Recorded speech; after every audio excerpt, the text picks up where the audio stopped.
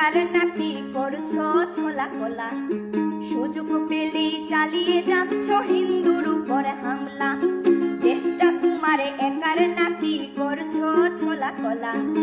সুযোগ পেলে